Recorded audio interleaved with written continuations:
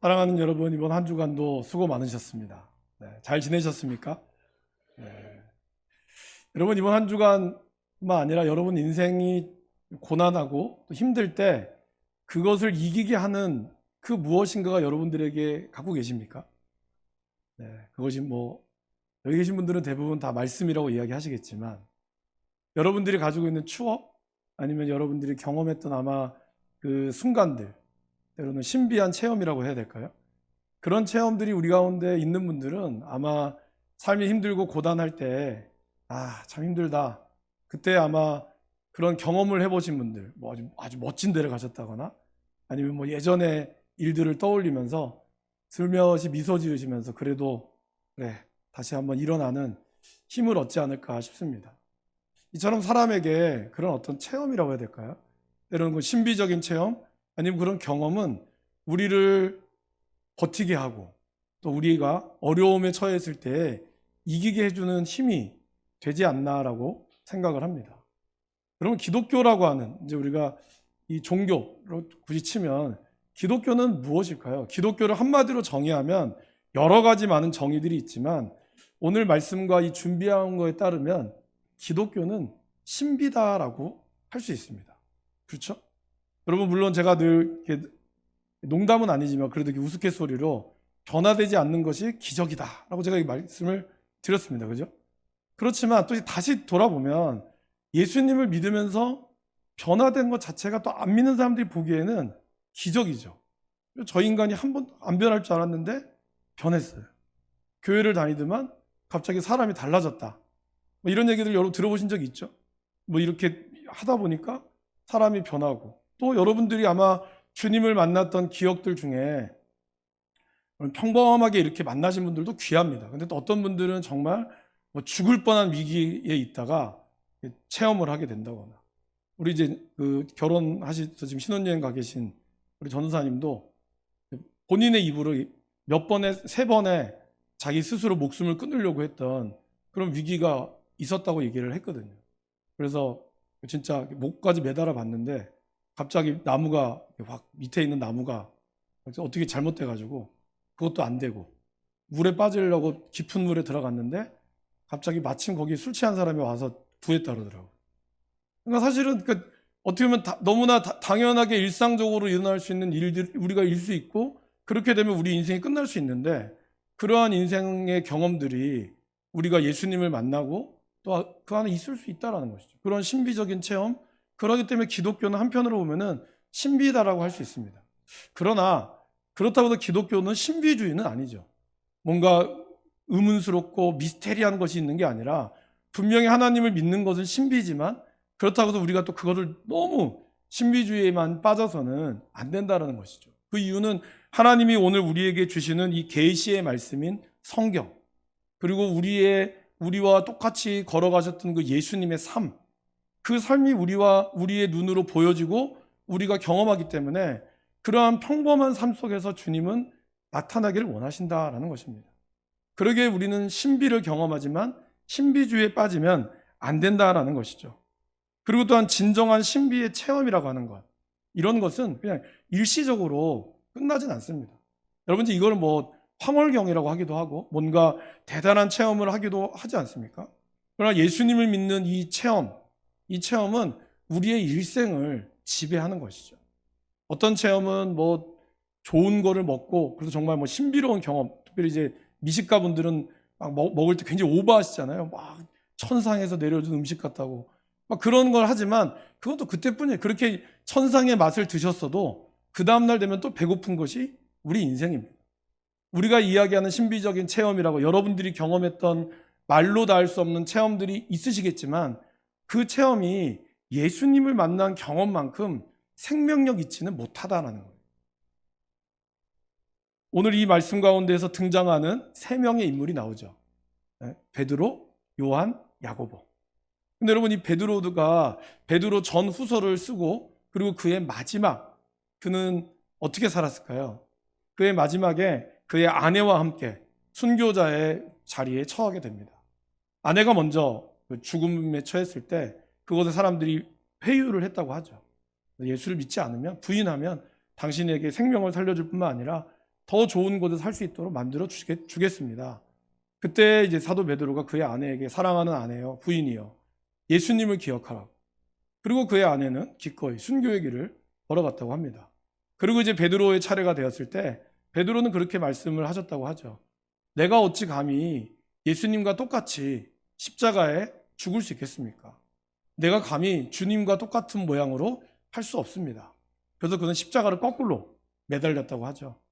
더 고통스러운 십자가의 죽음이었지만 그가 그렇게 할 수 있었던 이유는 베드로가 뭔가 성격이 우직하고 한 번 아니면 아닌 그런 사람이 아닙니다. 여러분, 베드로에 대해서 조금이라도 관심이 있는 분들을 살펴보시면 베드로만큼 기분파가 없고 베드로만큼 이렇게 앞뒤가 쉽게 뒤집는 사람이 없습니다. 그죠? 주님을 위하여 죽겠다고 했다가 바로 한 8시간도 안 돼서 새벽에 그 다음날 바로 새벽에 네가 예수님을 따르는 그 자가 아니냐라고 했을 때 뭐라 그랬죠? 나는 아니라고 3번이나 부인을 했습니다. 또 성경에는 기록되어 있지 않지만 영화 쿠오바디스라고 하는 영화에 보면 이 모든 사람이 박해를 받고 다 예루살렘을 떠나야 되는, 예루살렘에 불타고 그런 떠나는 상황이 됐을 때 베드로도 떠나게 됩니다. 그때 그 예루살렘의 그 나가는 입구에서 흔들리지 않는 나뭇가지를 보면서 거기서 그가 주님과 대화를 하죠. 했던 말이 그 유명한 말이 쿠오바디스 도미에, 주여 어디로 가십니까? 그때 예수님이 그렇게 얘기하죠. 네가 떠나버린 예루살렘의 성도를 향하여 내가 죽으러 간다고. 그만큼 베드로도 사도였지만 연약한 부분이 있었죠. 그는 그 말을 듣고 다시 예루살렘으로 들어갑니다. 여러분, 이렇게 연약한 베드로도, 그 베드로가 그래도 마지막에 순교할 수 있고 했던 이유는 뭘까요? 여러 가지 은혜가 있었겠지만 특별히 오늘의 이 본문, 하나님의 신비적인 체험을 했던 것이 그의 인생에 참 중요한 기억으로 남아있지 않나라고 생각합니다. 그 증거는 베드로후서 1장 16절에서 보면 사도 베드로가 이렇게 쓰셨습니다. 우리는 그분의 크신 위엄을 직접 본 사람들입니다. 이 위엄이 뭘까요? 이 위엄은 오늘 나오는 말씀처럼 그리스도는 지극히 큰 영광 가운데 이는 내 사랑하는 아들이니 내가 그를 기뻐한다라는 음성이 자기에게 들릴 때 하나님 아버지로부터 존귀와 영광을 받으셨습니다. 우리는 그 거룩한 산에서 그분과 함께 있을 때 하늘로부터 들려오는 음성을 들었습니다. 바로 오늘 이 본문이 사도 베드로의 마음을 계속해서 그가 하나님 만났던 그 신비적인 체험을 계속해서 이끌어 갔다라는 것입니다. 그리고 그 체험이 바로 그의 목숨을까지 기꺼이 내어놓을 수 있는 그런 모습이었다라는 것이죠. 저는 여러분들이 그러한 체험들을 할 수 있기를 바랍니다. 하나님은 오늘 우리에게 그런 신령한 체험을 또 주시고 또 오늘 말씀을 통하여 저와 여러분들에게 주시는 줄 믿습니다. 여러분, 이 체험의 결국 결론은 뭐가 되어야 될까요? 결론은 바로 예수 그리스도가 되어야 합니다. 사도 베드로가 경험했던 이 체험, 그리고 사도 바울이 경험했던 삼층천의 체험, 사도 바울도 사람들에게 내가 삼층천을 경험했다고 조심스럽게 이야기합니다. 그리고 그의 삼층천의 경험의 결론은 뭐였을까요? 바로 결론은 하나님 앞 내가 그리스도를 위하여 나의 몸을 바치겠다라는 거였습니다. 그리고 그거를 이끌어 가신 분이 바로 예수 그리스도, 그 한 분이었다라는 것을 그는 증거하고 있다라는 것입니다. 그렇습니다, 여러분. 우리가 느끼는 여러분의 신비적인 체험, 여러 가지 많은 축복의 끝은 바로 예수님 한 분만이 남으셔야 한다는 거예요. 이 체험이 여러분들의 나 하나님 만났어, 이것의 자랑이 곧 그리스도의 영광이 되어야 하는 것이고, 여러분들이 하나님께 받은 모든 축복, 물질의 축복 아니면 자녀의 축복, 그 모든 축복의 끝자락에는 뭐만 남아야 될까요? 예수님만이 남아야 한다는 것이죠. 여러분, 열심히 기도해서 자녀가 좋은 대학 갔습니다. 그래서 우리는 그 기도에 응답받죠. 그러나 그 대학을 다 간다고 그 인생이 끝일까요? 아니에요. 또 취업을 위해서 기도해야 돼요. 또 뭐 박사를 위해서 기도해야 되고, 너무 많아요. 너무 우리는 축복이 많죠. 그러나 그 마지막의 끝이 결국에는 그리스도 한 분, 이 모든 것을 주시는 그리스도 한 분만이 남아야 한다라는 것입니다. 그리고 그 그리스도 한 분만에 남는 그 체험이 저와 여러분들이 이 땅을 걸어나가는 힘을 주신다라는 것입니다. 여러분 오늘 저에게 달라진 것이 있는데 아십니까? 모르시죠? 예? 뭐라고요? 크게 얘기하세요. 틀려도 좋으니까. 잘 모르시겠, 머리요? 머리가 이렇게 삐져나오면 이렇게 삐져나왔다 그러시고. 네. 이게 바뀌었습니다. 네. 지난주는 무슨 색깔이었을까요? 초록색. 그죠? 네. 다음 주는 무슨 색깔일까요? 초록색입니다. 그럼 왜 이번 주만 이걸로 바뀌었을까요? 이번 주가 절기상으로 산상변모 주일입니다. 예수님이 하늘에 올라가셔서 오늘 우리가 읽은 말씀처럼 쉬게 되셨다라는 거예요. 그리고 여러분 산상변모 주일이 지나면 뭐가 시작될까요? 오늘 우리 장로님이 기도하셨던 사순절이 시작이 되는 거예요. 그러니까 예수님이 우리 가운데 주셨던 이 환상, 이 기쁨의 체험을 통하여 이렇게 보여주신 이유가 뭘까요? 바로 주님의 길을 걸어갈 수 있도록 하나님은 이러한 신비한 체험을 통하여 우리에게 힘을 주시기 위해서다라는 것입니다. 오늘 말씀해 보시면 1절에 엿새 후에라고 표현하고 있습니다. 그러면 여러분 엿새 전에 무슨 일이 일어났을까요? 엿새 전에 특별히 이 예수님과 함께 변화산에 올라가셨던 베드로는 엿새 전에 천국과 지옥을 경험을 했죠.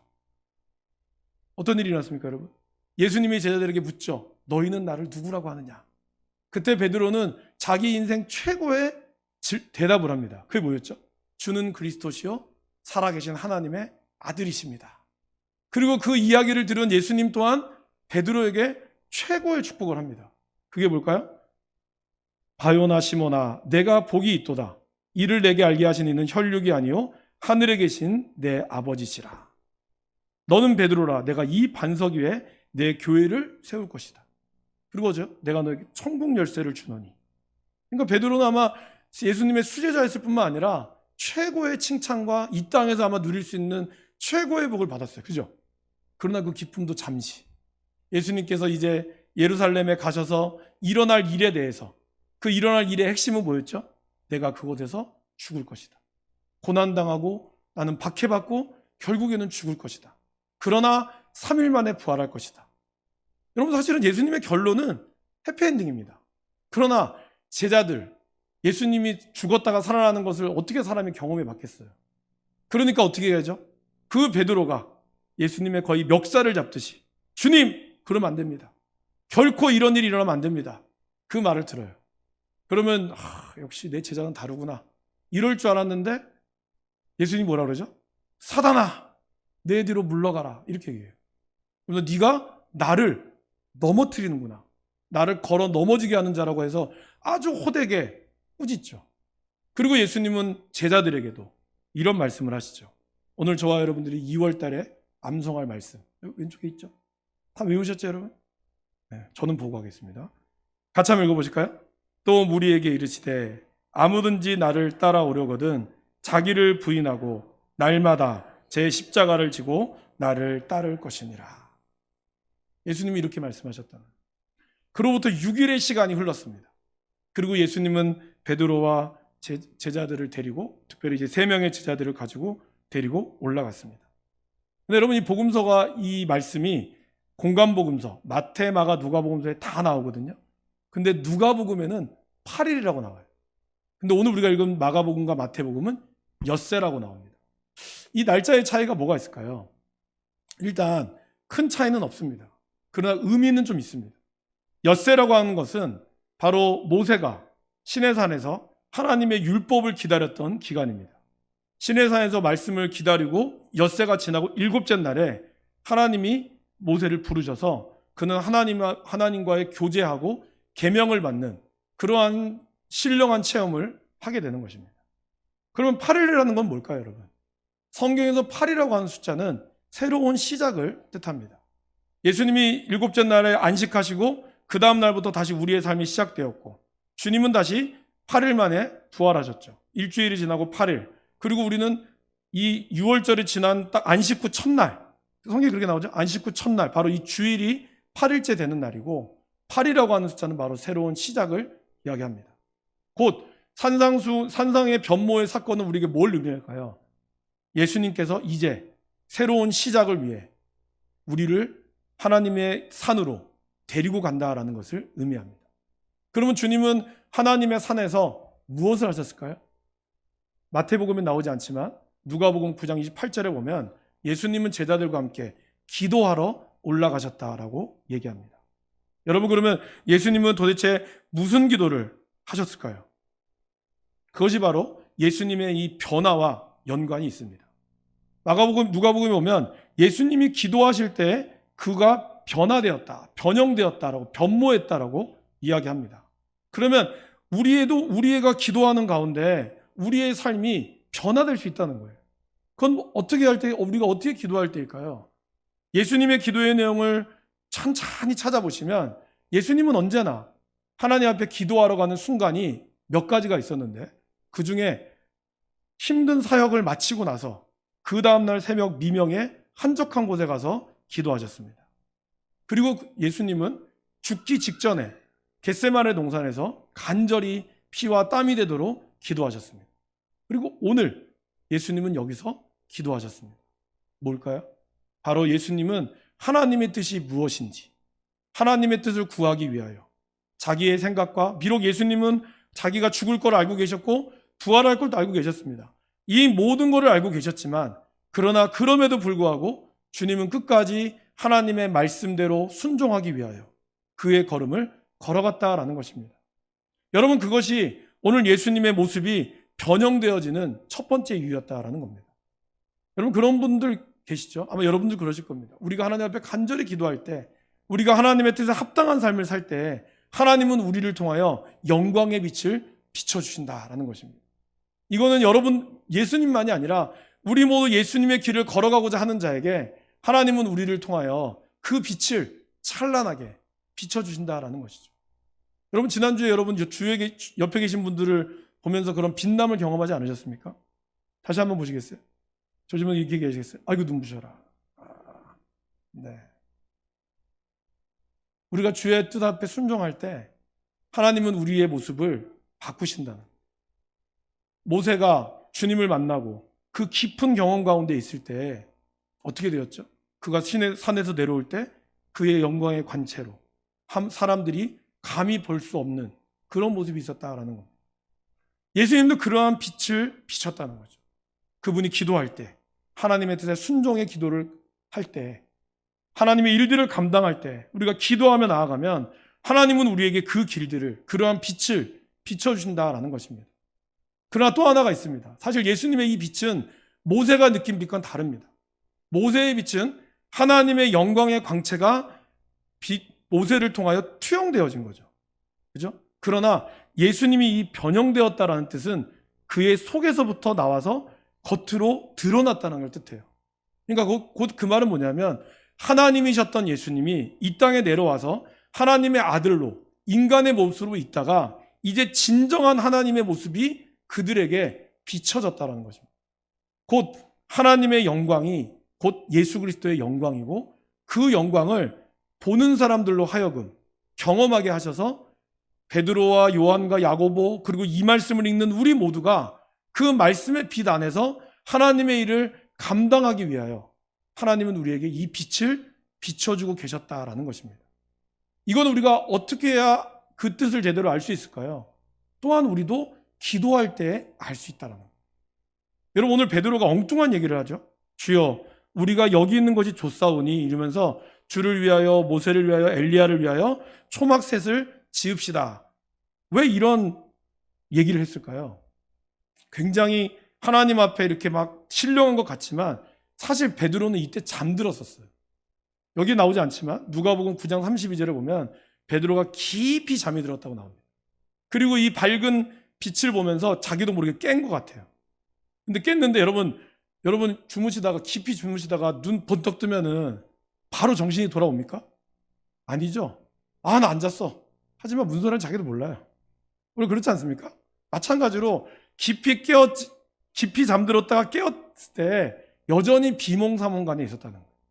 비몽사몽간에 자기 눈앞에 있는 율법의 완성자, 율법을 만들었던 모세, 그리고 예언의 대표, 예언자들의 대표는 엘리야거든요.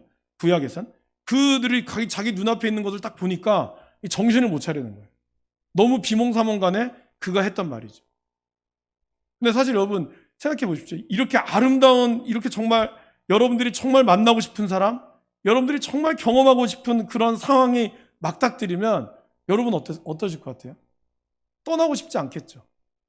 떠나고 싶지 않을 겁니다. 아마 여러분들이 정말 가장 최고의 순간, 휴가를 갔을 때 진짜 좋은 곳에 갔다 하면 특징이 뭐죠, 여러분? 휴가 기간은 언제나 짧다. 똑같은 72시간이고 똑같은 96시간인데 일하는 96시간의 시간과 휴가의 96시간의 시간은 너무 달라요. 그렇죠? 그래서 우리는 그곳에 오래 머물기를 원하는 거죠. 어떻게 보면 베드로도 비몽사몽간에 봤던 이 환상이 자기가 오래 머물기를 원했던 것 같아요. 아마 저희도 우리 교회가 더 그렇게 되기를 원합니다. 주일날 오면 예배 빨리 마치고 가는 게 아니라 주일날에 더 머물고 싶고, 왜 이렇게 주일의 시간이 빨리 가노? 이 말을 교회 안에 가득히 했으면 좋겠어요. 그만큼 이 시간이 여러분들에게 기쁨이 되고 여러분들에게 즐거움이 되고 여러분들에게 행복하는 시간이 되기를 주님은 누구보다 원하실 것이고, 또 우리가 그렇게 되도록 만들어야겠죠. 근데 여러분, 중요한 건 뭘까요? 그렇게 되는 마음의 바람은 있지만 사실 우리는 그 환상에서, 그 기쁨에서 또 빨리 벗어나는 것도 중요하다는 거예요. 하나님이 우리에게 이렇게 신비의 체험을 하게 하시고 하나님이 우리에게 기쁨의 체험을 하게 하는 가장 중요한 이유는 뭘까요? 그것은 이 기쁨과 이 감격을 통하여 우리가 머물러 가야 될 세상에서 하나님의 일을 감당할 수 있도록, 그리고 그 고난의 길을 넉넉히 이겨낼 수 있도록 하나님은 우리에게 이렇게 힘을 주신다라는 것입니다. 이 환상은 바로 그러한 의미가 있다라는 것입니다. 여러분, 우리가 이것을 잘 기억해야 됩니다. 그러기에 예수님에게 이런 말을 했을 때 하늘에서 이런 말씀이 들리죠. 5절 말씀 보시면, 말할 때 호련히 빛난 구름이 그들을 덮으며 구름 속에서 소리가 나서 이르시되 이는 내 사랑하는 아들이요 내 기뻐하는 자니 너희는 그의 말을 들으라. 하나님의 영광과 하나님의 은혜의 광채 속에 머물기를 원하였으나, 그러나 예수님이 하늘에서 들려지는 음성은 너는 예수님의 음성을 듣고 그분의 말을 따르라라는 것이에요. 그 말을 듣고 그들이 무서워 엎드렸을 때 주님은 그들에게 찾아와서 이야기합니다. 일어나라, 두려워하지 말라. 그리고 그들이 눈을 떴을 때는 뭐만 봤죠? 바로 예수님만을 봤다는 것입니다. 그것은 뭘 얘기할까요? 우리에게 주시는 수많은 환상, 수많은 축복, 그 모든 것들은 사실은 뜬구름 잡는 것일 수 있다는 거예요. 우리가 이 축복에 목말라 하고 우리가 이 축복에 매달려서 이것에만 머물러 있다면 저와 여러분들은 진짜 예수님이 걸어갈 이 고난의 길, 그리고 이 은혜의 길을 감당할 수 없다는 거예요. 비록 우리의 가는 길이 힘들고 어려울지라도 그 길 너머에 있는 오늘 하나님이 보여줬던 이 신비는 어떻게 보면 하나님이 부활 때 보여준 우리의 신비일 것이고, 또한 하나님의 이 영광은 저와 여러분들이 나중에 궁극적으로 천국은 이것보다 더 좋은, 하나님의 나라를 이끌어간 사람은 이것보다 더 나은 것을 경험하기 위한 일종의 예고편이라는 거예요. 이 예고편, 여러분, 예고편은 예고편을 끝내야 되잖아요. 영화의 예고편이 전부 다가 아니죠. 영화의 예고편이 한 5분, 10분 되는 그 예고편이 전체 2시간의 영화를 다 대변할 수 없습니다. 우리는 이 예고편을 통하여, 그러나 어떻죠, 여러분? 영화를 보는 기준은? 예고편을 보면 뭔가 봐야겠다는 마음이 들도록 예고편 만들잖아요.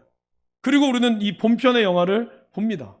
마찬가지로 하나님은 오늘 이제 제자들이 걸어가야 될 이 죽음의 길, 이 길의 길이 힘들고 어렵지만 그러나 그 길 너머에 있는 이 예고편을 보여주고 있다는 거예요.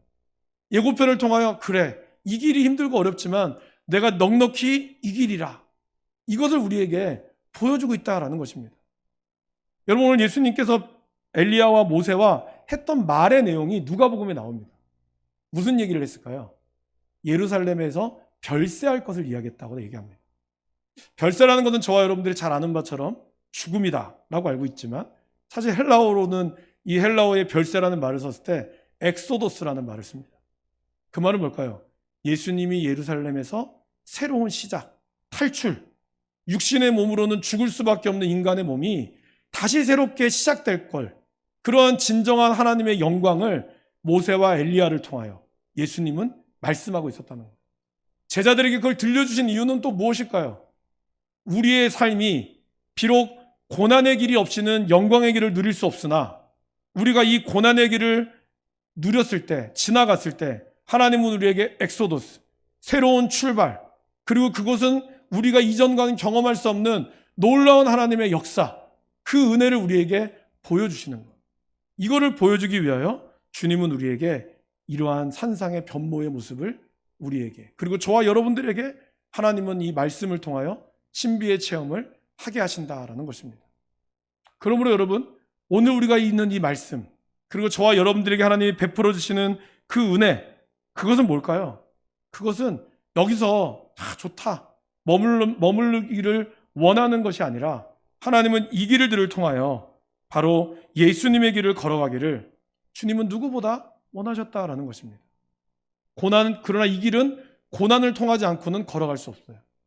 안타깝게도 우리들은 고난을 피하고 싶고, 그리고 고난받지 않고 어떻게 하면 예수님을 그냥 이렇게 잘 적당히 믿을까 생각하지만, 사실 우리가 진정으로 예수님의 온전한 은혜를 경험하기 위해서는 우리에게 그리스도 안에 있는 내 자아가 죽지 않는, 내 자아가 죽는 경험을 하지 않고는, 내가 온전히 하나님 앞에 내 자신이 죽고 온전히 그 고난의 길을 겪지 않고는 그 주님의 놀라운 신비의 영광을 경험할 수 없다라는 것입니다.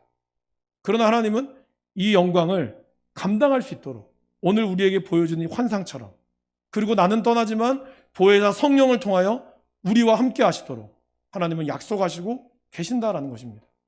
그러기에 여러분, 사도 바울이 고린도전서 10장 13절에 하셨던 말씀, 사람이 감당할 시험 밖에는 너희가 당한 것이 없나니 하나님은 미쁘사 사람이 시험 당할 것을 허락하지 아니하시고 시험 당할 즈음에 또한 피할 길을 내사 능히 감당하게 하신다고 우리에게 약속하고 우리를 지켜주고 있다라는 것입니다. 그러기에 저와 여러분들이 이제 주님의 길을, 주님이 보여줬던 이 말씀의 은혜, 그리고 주님이 우리에게 말씀하시는 이 축복, 하나님이 저와 여러분들 통하여 주는 이 축복이 그냥 그곳으로 그치는 것이 아니라 그곳에서 예수님이 말씀하시는 음성을 듣고 주의 길을 걸어가기로, 그게 비록 어렵고 힘들지라도 하나님이 우리와 함께하는 그 축복의 역사를 경험하기를 원합니다. 제가 지난주에 말씀드렸는지 새벽에 말씀드렸는지 기억은 안 나는데, 조정민 목사님께서 그런 얘기를 하셨다고 하죠. 자기 후배 목사님에게, 결혼을 하는 목사님에게 결혼 생활 재밌습니까? 힘들다는 거예요. 그래서 얼마나 힘든데요? 90%가 힘들대요. 야, 90%는 좀 너무하지 않았습니까? 근데 그 목사님 그런 얘기를 했어요. 근데 10%가 행복한데 놀라운 거는, 자기가 결혼하면 느낀 거는 이 10%가 90%를 능가한다는 거예요. 10%의 기쁨이 내가 받았던 90%의 힘듦을 훨씬 능가할 정도로 결혼이 좋다. 결혼을 그렇게 얘기하시더라고요. 그러면서 목사님이 광야를 좀 비유하셨어요. 광야의 생활이 여러분 얼마나 힘듭니까? 그렇지 않습니까? 우리는 생각하기에 맨날 만나 메추라기 먹으면 행복할 것 같지만 행복하겠어요, 여러분? 매일 아침, 점심, 저녁으로 만나 메추라기 먹는다고 생각해 보세요. 여러분 똑같은 음식 내오는 거 싫어하는 남편도 계시잖아요. 아침에 반찬 내오면 저녁 반찬 틀려야 되잖아요. 그런 분들이 만나 메추라기를 40년 내내 드실 수 있겠습니까? 그리고 맨날 텐트 쳤다가 걷어야 되는데 힘들다는 거죠. 우리는 생각하기에 하나님의 임재를 직접 경험하니까 행복하겠다. 그러나 실제로 그 경험이 쉽지는 않을 거예요. 그렇지만 광야의 삶이 축복인 이유는 그 90의 힘듦이 있지만 아마 늘 아침마다 들려지는 하나님의 음성, 구름기둥과 불기둥으로 오는 그 임재의 체험이 그 90을 능히 이기고도 남는다라는 것입니다. 예수님의 길을 복받는 길이라는 것이 여러분, 다른 사람보다 더 좋은 집에 살고 그것만은 아니에요. 비록 예수님을 걸어가는 그 길 때문에 여러분들 욕을 먹을 수도 있고 여러분들이 손해본 일도 분명히 많이 생깁니다. 그죠? 교회 다니는 거 어떨 때 숨기고 싶잖아요. 어디 가서는 깎고 싶은데 그 옆에 있는 권사님이라고 얘기하면 깎지도 못해. 그러니까 이것이 우리에게 어렵거든요. 그러나 그런 눈에 보이는 불편함 말고 하나님이 주시는 눈에 보이지 않는 하나님의 놀라운 축복을 여러분 경험할 수 있기를 바랍니다. 분명히 경험하실 수 있습니다. 여러분 간절히 찾으면 주님은 우리에게 주실 것입니다. 그리고 고난의 너머에 있는 하나님의 놀라운 영광의 길, 저와 여러분들이 경험하고 그 길 통해서 하나님의 은혜가 충만할 수 있기를 간절히 바랍니다. 함께 기도하겠습니다.